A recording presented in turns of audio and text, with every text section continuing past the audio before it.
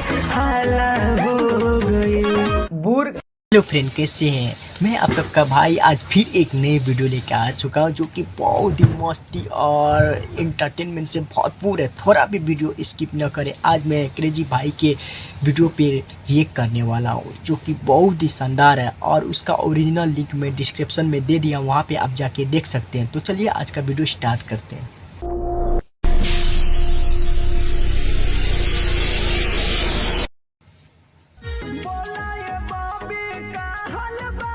ठीक बा।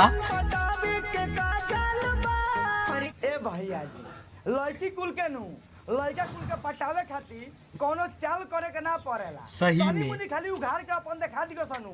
लड़का सरबो वैसे ही पगला जियो सन। अब पटियो जइयो सन। ये बात तो सही है। सोहनी हमर बुरे के हाला हो गई। बूर मतलब कौन चीज के हाला हो गइल हो?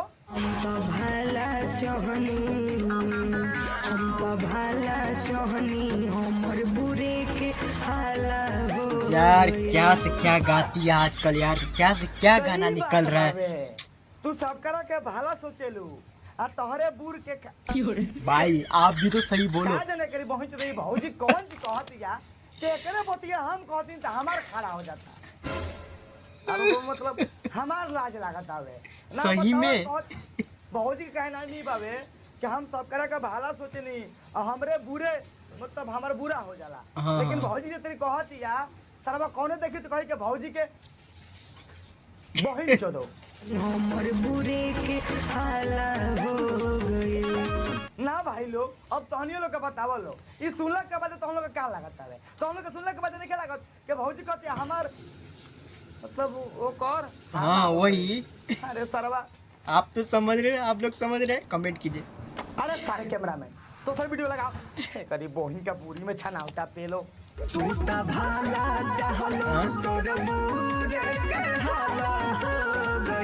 ये भी देखो क्या से क्या है, लड़की तो गा रही है, ये भी देखो पागल क्या गा रहा है। कि हमारे बुरे के हाला हो गई। अब सर भाई भैया कहता है कि तारा के देख के हमारे खारा हो गई। अब वो मतलब तार बूर के हाला हो गई और कलाने कही दूसरा गाना लगाओ। सुपर बहुत ही जबरदस्त रोस्ट बनाता है लेकिन बूर फारी कोई से मतलब भाई थोड़ा अच्छा से सुनो, अच्छा से। कौन सी कहते रे?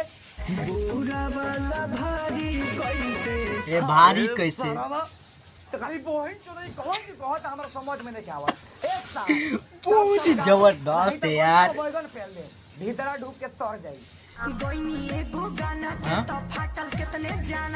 अच्छा अच्छा, फाटल कितने जाना के सही बोला था तू। कौन सी चेक करता रे चेक करो। बहुत ही जबरदस्त लेकिन बनाता है।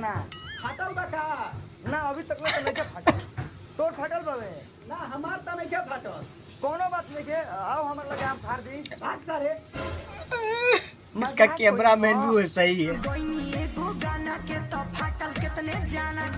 ए सच में अगर जइया हम तारा ऊपर एगो गाना गा देम ना त तार फाटी ना फाट के चियर आ जाई।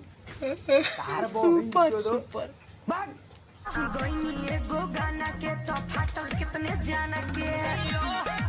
देखो भौजी हमहू चाहता नीनू कि तू गाना गा के फाड़ आ हम रोस्ट क के फाड़ तनी कितना गोड़न के ओकरा से हमरा कोनो प्रॉब्लम नहीं के कि तू गाना गा के कितना गोड़न के तू फाड़ल चाहता रो। लेकिन हाँ हाई कौन ची करता इशारा ना हितवा मुठ हमारे के इशारा काहे करता बार बार। हमरा ई बात से तकलीफ बावे, ई बात से हमर झांझ जोर के लाल हो गइल बावे ना सरवा।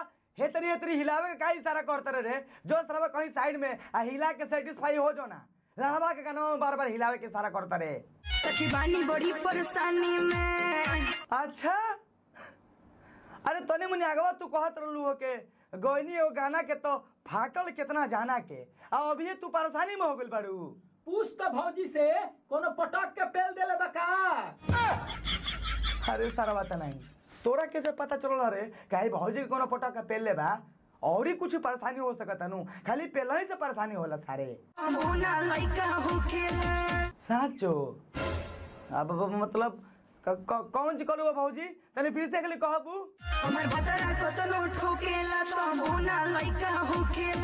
अच्छा तो तारा मर्दा आई मीन मतलब तारा भातरा तारा कितनो ठोकेला तो तारा लड़का ना होला ना तो लड़का लाड़ पड़ी हुई तारा पहुंच दो जब मरुआवे के तारा अगिला में तब मरुआ ले तू निहुर के पिछिला में तो लड़का कहाँ से हुई गान पड़ी अब मतलब कितने लड़का हुई भाई हाउ इज पॉसिबल लड़का होके ना करी नू वही से कहते नहीं कि सही टाइम पर सही जगह पर मरवावल करो बचा के लड़का हो गया ओकरा बाद कहबू कि काहे पैदा करनी है तरवा मारे एने ओने पोटा बगवा के हक के गाड़ी में घूम लगा के घूमी है